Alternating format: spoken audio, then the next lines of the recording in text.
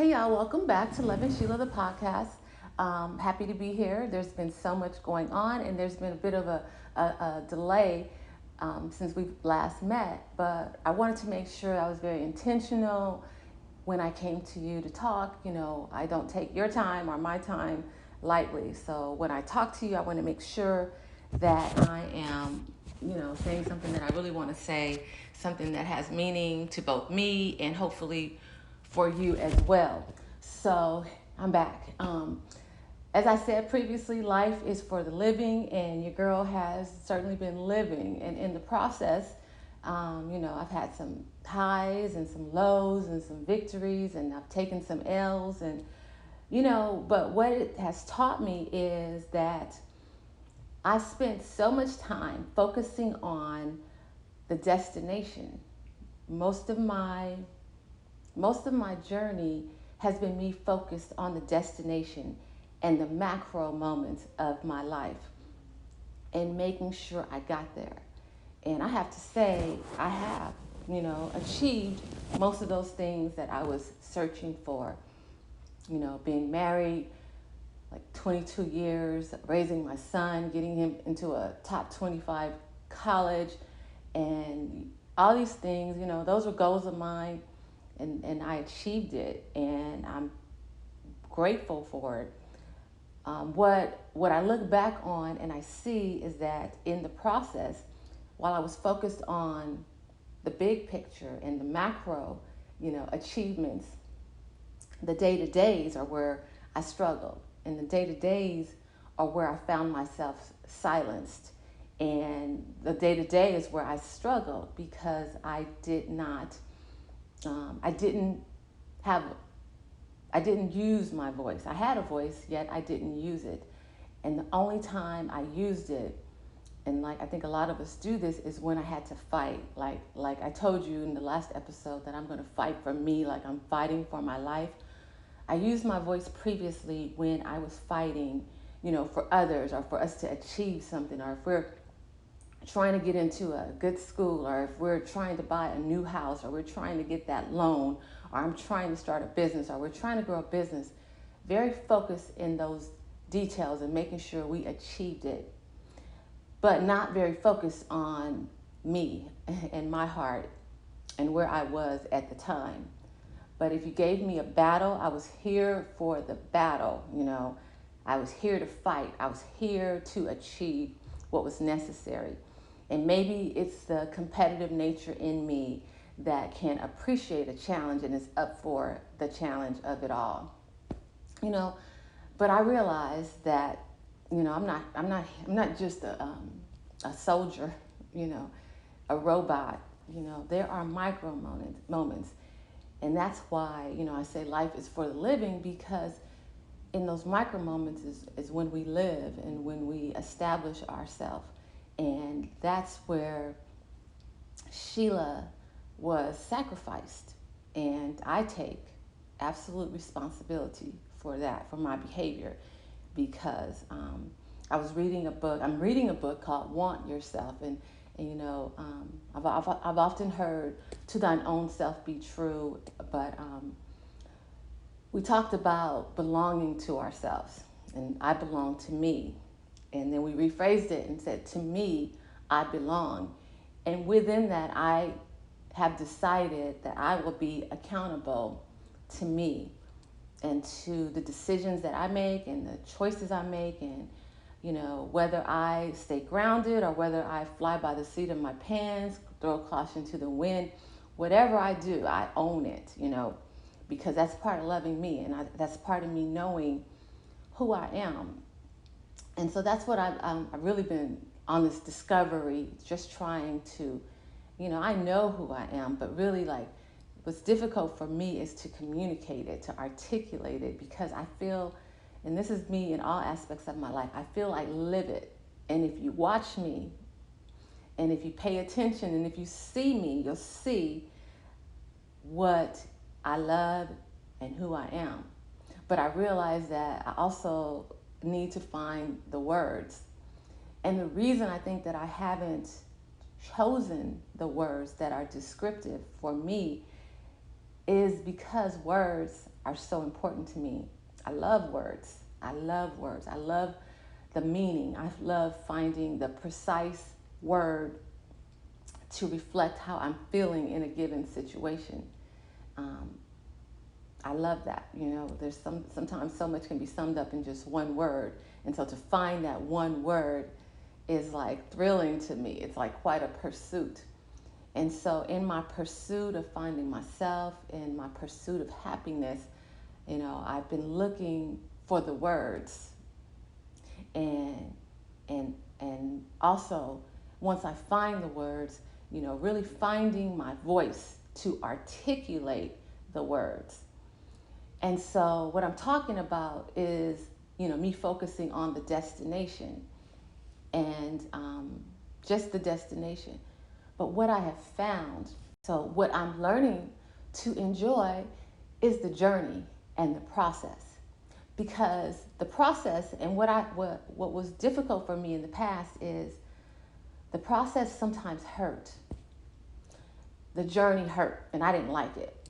And I was like, fully on me, shame on me. Why'd I do that? I would beat myself up. I had no compassion for the process, the things that I learned along the way. And side note, I've been listening to this song, and I never knew Beyonce had so many songs that I actually listened to or could relate to. But I've been listening to Me, Myself, and I.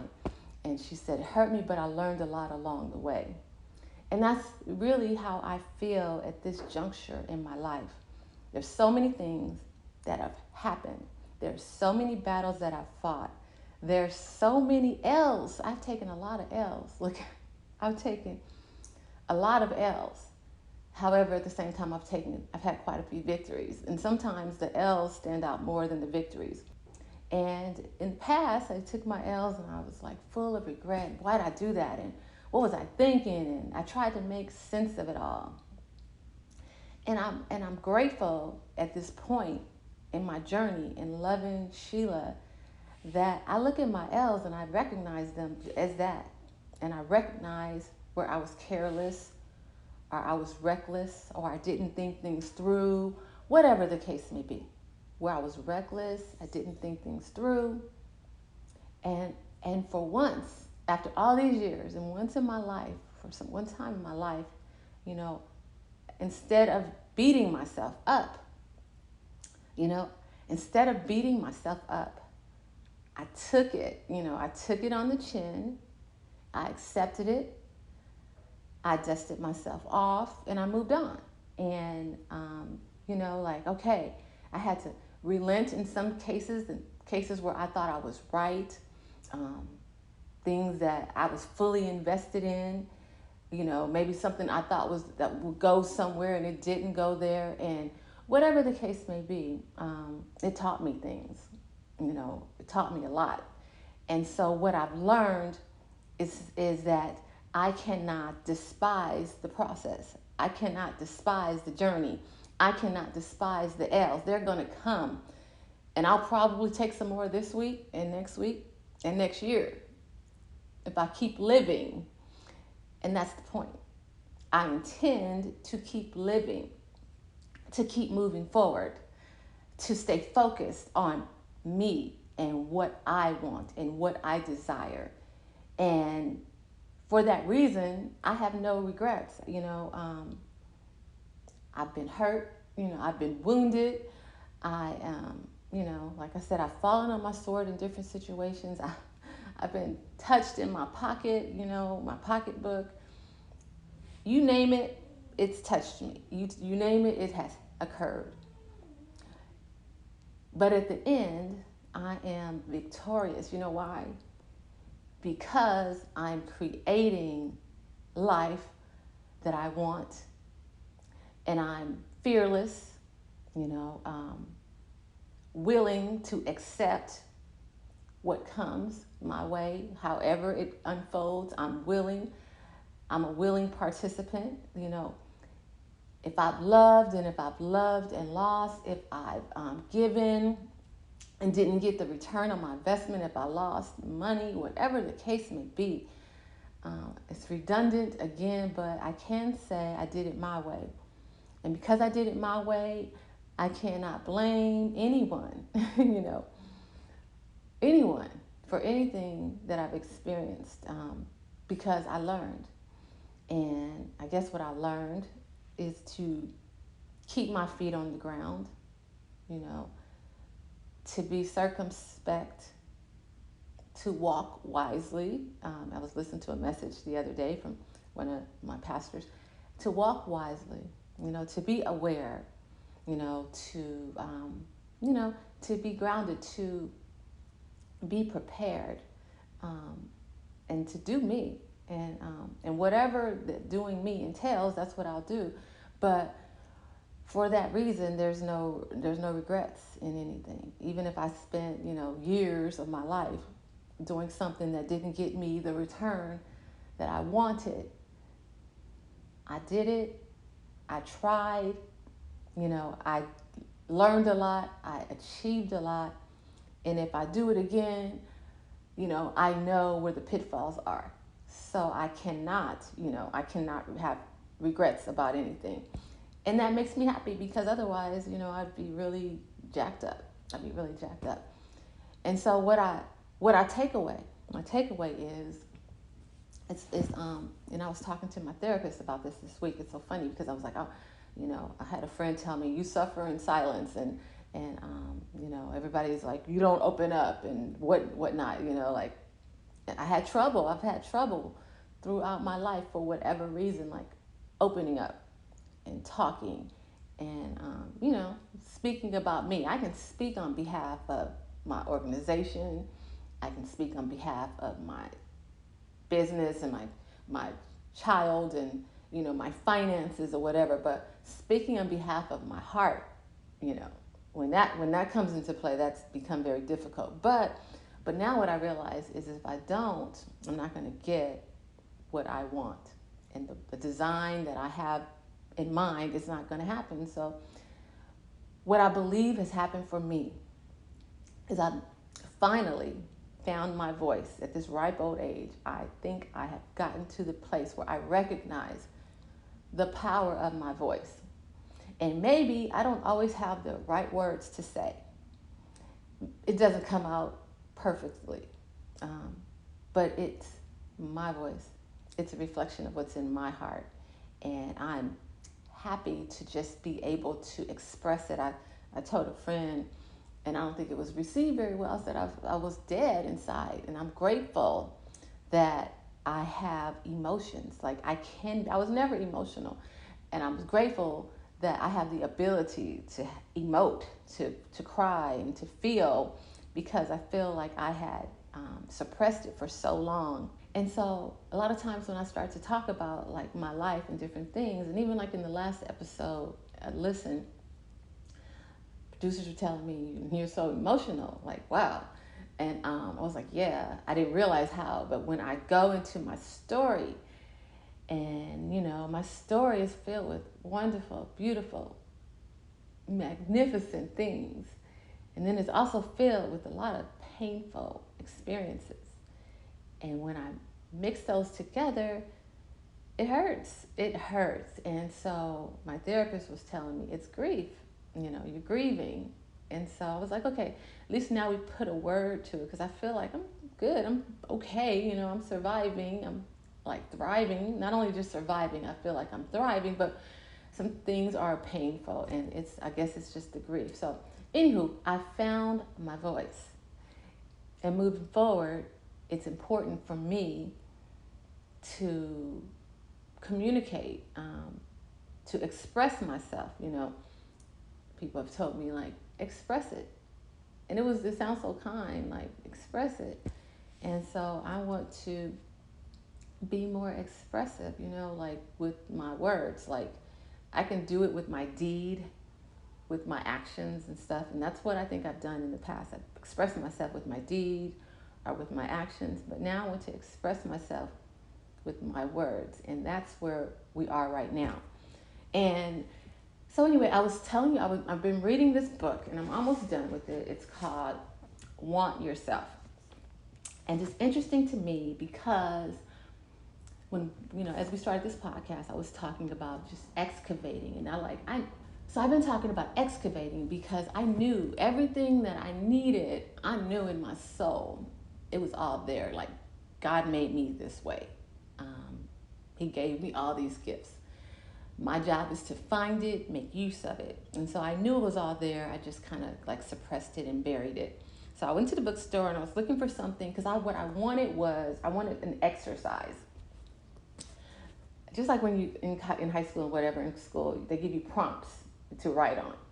And I wanted a prompt because I felt like I needed something to prick me, to inspire me. And so knowing that I needed to excavate, knowing that I needed prompts, I was drawn to this book because it says, shift your self-talk and unearth the strength of who you were all along.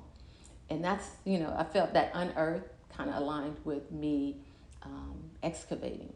It's called Want Yourself by Katie Horwich. And so I've been going through reading this, and there's some exercises in here, that I found helpful. One thing I learned is the through line. And the through line is I write down everything that I love to do, everything. And so I wrote down everything I loved. I'm sure there's more, but I did write down everything I loved. And then what you have to do is you have to find a common theme in all of these things. And so through that, you determine what your through line is. And so in everything I do, there's an aspect that is consistent. And so that's getting to that point and knowing that. And even like one of the things that I learned that I suppressed I communicate, I expressed, not only I suppressed it inside of me, but I expressed that I wasn't that. So I don't know what that is. That may take therapy. But one of the things that I was saying, I'm not creative. I'm like, wow, my son is really creative. I don't know where he got that from because I have no creativity. And so once I started to look at my through line and the things that I like, I realized that I am creative. Actually, I'm very creative, just in a different way than he is. I've created my clothing line. I've created this podcast. I like to design. I like to put together fashion ideas, put together my home, and things like that. It's like those are the creative. I like to find things. I like to procure things. I feel like I know where to get what I want. I have vision. If I'm putting together a look or if I'm putting together a room, I kind of have a vision of what I want it to look like. And then I use my creativity and my knowledge to go and make it happen. Designing my shirts, coming up with ideas, building websites, different things like that. It's like it takes creativity to come up with the thought, to sit here before you and to give a theme to what we're talking about and to have a consistency and flow. This video journal that's going on takes creativity. And I had no idea that it existed. And so that's just an example of how you can suppress some things and almost like repress it. If that's a word, I'm not sure. That's how I feel. That's what I did. And so now it's like everyone knows I'm coming out. It's all these things that I did not know. Now I've written them down and I get to see how it's coming and I get to embrace it because I feel like I have rejected it. And now I'm embracing it. I'm embracing the fact that I can be difficult. I can be, I realize that I'm more of a free spirit than I thought I was, that I'm hard to wrangle, like I'm out there, that I believe in fairy tales.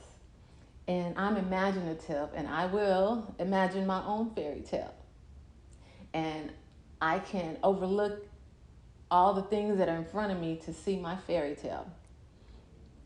Because in my mind, that's my creativity. And so for me, it's redirecting these things to something positive, to make sure. So now that I know this and now that I'm willing to express it, now my purpose is to also stay grounded keep my feet on the ground, make sure that I, am walking wisely and circumspectly. So we can have a full engagement of all of our talents, of all of our gifts, of all of our expressions. Absolutely. It's just knowing, how to use them, and knowing like what our strengths are and what our weaknesses are and where we're vulnerable. Okay? That's where I learned, and you know, that's what I learned, where I'm vulnerable, and to how to counter my vulnerability with the knowledge that I have that, you're a smart girl in so many ways. So, you can balance it. You don't have to go all the way into your creative thoughts and imagination and and not keep it grounded and whatever. So that's what I learned in finding my voice. And so finding my voice doesn't mean you have to go all the way to the left, all the way to the right, but you can be a full expression.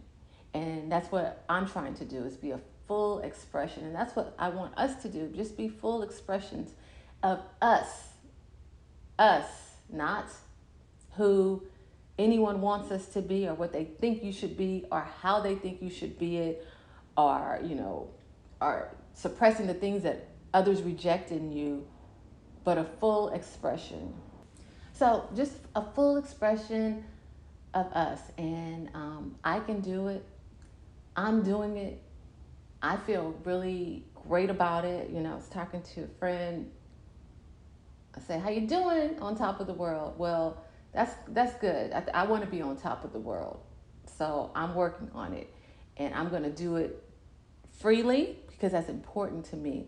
Whatever I do, can't have any, what do you call that? Like anything holding me down. I have to express myself, and I'll be brought, and I can be brought back in love. And so that's where we are. That's what I'm doing. I've got a lot to do. I've got a lot to accomplish, but I'm not going to dismiss the micro moments, because the micro moments are making my macro moments. And I had another one, a moment of, I feel, real empowerment. I've been talking about, I need to get back to see Usher. This would probably be my fifth time seeing Usher, but I'm a fan. It is what it is. So I was trying to go see Rendezvous in Paris, and I didn't make it to see Rendezvous in Paris. I was talking to my friends and trying to make it work, and we just couldn't make it work. And I realized that my priorities are different than others, and that's fine. So I was like, the other day, I was like, I just got to do it. I'm tired of talking about it. I got to be about it. So I had a F it moment. And I realized something about me. I have a lot of those where I'm just like, whatever, I'm just going to do it. It may not be practical. It may not make sense. It may not be in my budget, whatever the case may be. But it's for me. And I need it. I need these. I need some W's along this route, along this journey. So I said, forget it. I'm booking a flight. As a matter of fact, I got a semi-private charter to Vegas. I got me a 5-star hotel, and I booked my seat to My Way Usher in Vegas, and I'm going next week. I'm going solo because I realized something about me. I enjoy being. I like my company because I can do the common thing. I can do it my way, at my pace, whenever I want to. Nothing can stop me. And so I'm going. And I will report to you back. I'm working it all out right now, getting all my details together, getting my outfit. You got to have your outfit. And so getting everything together, I'm on my way to see Usher. I made it happen, and I feel very empowered. I feel great because it's not the first time I've done something alone, but it is the first time that I've gone to Vegas and I wasn't meeting a friend or with someone or, going to visit family or something. This is the first time that I ended up in Vegas solo. So that's going to be different. That'll be interesting, but I'm excited for it. Remember, we're fearless. So we do what we want to do. We make it happen when we need to make it happen. So that's what I'm doing, and I'm excited about it. So finally, I guess in finding my voice, it's more finding myself, finding my truth, living it and doing me and really just doing me and being unapologetically Sheila, because if I learned anything in this last year, if I've learned anything, I'll say it again, in this last year, is that folks are going to look out for their best interest, you know. And I'll say it again for the third time. Folks will look out for their best interest. And so I must do the same, and you must do the same. Don't forget it. Don't forget it, because if you don't know, you're going to learn. They will learn you, okay? So make sure you do what makes you happy. Make sure you do you. And this right here is me doing something that makes me happy, putting a smile on my face, a countervailing force to the L's I've taken. This will be a W for me, and I'm excited about it. It's important that we listen to ourselves, that we do the things that make us happy, that we, take our little victories along the way, find victories, find opportunities for victories. And lastly, what I'm learning, I'm learning to be proactive, about your situations and your circumstances. And so can't be proactive without keeping my feet on the ground. You can't be proactive without keeping your feet on the ground and, taking a solid assessment and realizing what you're up against, who your adversaries are. And sometimes they're not who you think they are, So just being really circumspect and intentional and deliberate about your circle, and so that you can keep your feet on the ground and be proactive in designing and procuring the life you want, because that's what I'm about, making this life what I want it to be, finding my voice, and I'm speaking it into existence. Speaking it into existence always, and calling those things that aren't as if they were. So, we're about to end this year, 2023, closing a lot of doors, and I'm looking forward to the ones that will open, and opportunities that will present itself. Again, your girl, she's here for it. She is not a wounded warrior. She is an open vessel that's willing to have new opportunities and, just live. And I don't want to say my best life. I'm just living my life because it's for the living.